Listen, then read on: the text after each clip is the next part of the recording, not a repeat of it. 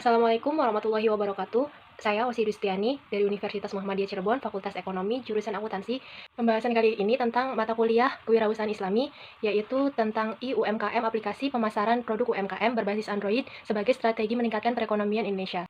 Sebelumnya kalian tahu nggak sih apa itu IUMKM itu sendiri? Nah, bagi saya IUMKM ini baru saya ketahui sekarang, baru saya baca dari jurnal yang dosen saya berikan.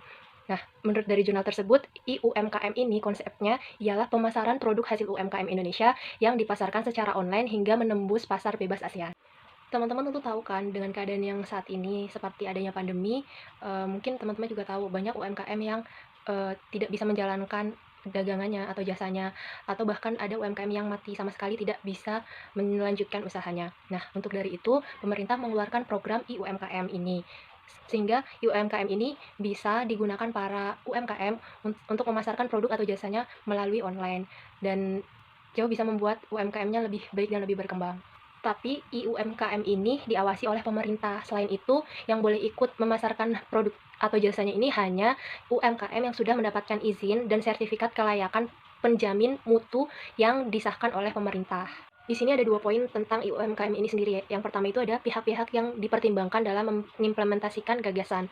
Pihak-pihak yang dipertimbangkan dalam mewujudkan konsep ini adalah sebagai berikut. Yang pertama itu pemerintah. Pemerintah memiliki peran yang sangat besar dalam mewujudkan konsep IUMKM, yaitu sebagai pengawas pelaksanaan program tersebut. Protokol pelaksanaan sekaligus sebagai akumulasi dana yang dibutuhkan dalam mewujudkan konsep IUMKM itu sendiri.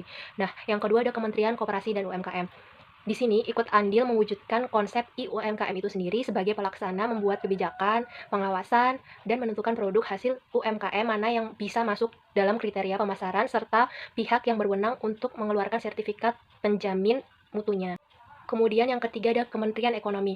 Dalam implementasi konsep IUMKM, peran dari Kementerian Ekonomi sebenarnya tidak lepas dari peran Kementerian Koperasi dan UMKM, yaitu sebagai pengontrol sirkulasi barang yang keluar masuk di negara Indonesia, mengawasi pertumbuhan ekonomi, dan sebagai lembaga yang turut serta dalam mensosialisasikan UMKM itu sendiri. Kemudian yang keempat ada Kementerian Riset dan Teknologi. Tentu ini sangat penting ya, karena kan IUMKM itu sendiri berbasis teknologi. Artinya, Kementerian Riset dan Teknologi ini sangat penting perannya dalam program ini. Mempunyai tugas menyelenggarakan urusan di bidang riset, ilmu pengetahuan, dan teknologi dalam pemerintah untuk membantu Presiden dalam menyelenggarakan negara.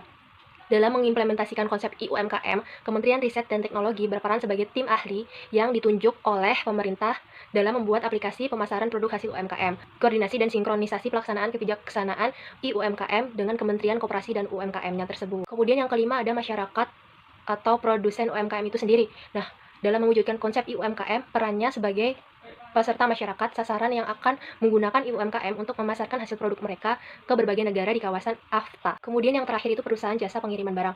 Perusahaan jasa pengiriman barang memiliki andil sebagai mitra kerja pemerintah dalam produsen UMKM dalam memasarkan produknya baik di dalam negeri maupun di luar negeri hingga barang sampai ke tangan konsumen itu masing-masing. Kemudian poin yang kedua yang penting dalam IUMKM ini adalah langkah-langkah strategi dalam mengimplementasikan konsep IUMKM.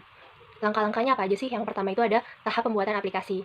Langkah pertama yang dilakukan untuk menerapkan gagasan yaitu dengan membuat aplikasi yang digunakan sebagai wadah untuk memasarkan produk UMKM. Kemudian yang kedua ada tahap sosial dan pendataan serta sertifikat produk UMKM.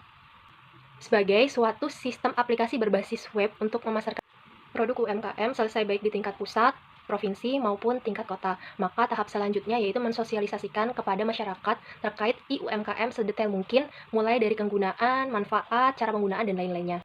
Kemudian yang ketiga adalah tahap input data produk UMKM yang bersertifikat ke web. Setelah pemerintah mendata dan menyatakan produk-produk UMKM mana saja yang telah lolos seleksi dan bersertifikat, maka tahap selanjutnya adalah memasukkan data tentang produk tersebut ke dalam web yang disesuaikan dengan jenis produk dan wilayah produksinya masing-masing. Kemudian tahap yang keempat atau yang terakhir ini adalah tahap pengiriman barang. Tahap pengiriman barang dapat dilakukan sendiri oleh produsen melalui jasa pengiriman barang yang bekerja sama dengan pemerintah. Nah, dengan adanya IUMKM ini, pemerintah mengharapkan dapat membantu produsen UMKM Indonesia dalam memasarkan hasil produk mereka tidak hanya dalam negeri tetapi hingga ke luar negeri. Selain itu, IUMKM diharapkan mampu meningkatkan perekonomian Indonesia. Dengan adanya IUMKM ini diharapkan dapat menjadi solusi dalam memasarkan produk UMKM ke jaringan yang lebih luas, mengingat keberadaan UMKM ini memiliki peran yang sangat krusial dalam menyongsong perekonomian Indonesia. Dengan menerapkan konsep UMKM sebagai inovasi baru yang dapat diterapkan dalam memasarkan produk UMKM Indonesia, harapannya dapat meningkatkan perekonomian Indonesia menjadi jauh lebih baik dari sebelum-sebelumnya. Mungkin itu saja yang bisa saya jelaskan mengenai UMKM dari jurnal yang saya baca, kemudian saya resume. Kurang lebihnya mohon maaf apabila ada salah-salah kata. Semoga bermanfaat untuk kita semua. Wabillahi taufiq wal hidayah. Wassalamualaikum warahmatullahi wabarakatuh.